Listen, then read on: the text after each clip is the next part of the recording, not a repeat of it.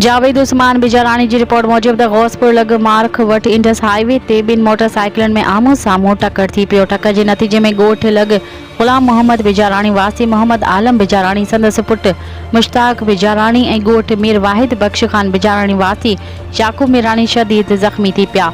इतलाते Watson इलाके वासिन जख्मीन के इलाज ला कंध कोट अस्पताल मुंतकिल कयो। हादसे जो जख्मी मोहम्मद आलम बिजारानी इलाज का अग रस्ते में जख्मन जा सूर न सहंदे फौत थी वियो। रोड हादसे जे फोती जो लाश घर पहुंचण ते कोहरा मची वियो। होॾां ज़ख़्मी जो इलाज हलंदड़ ॿुधाए पियो वञे।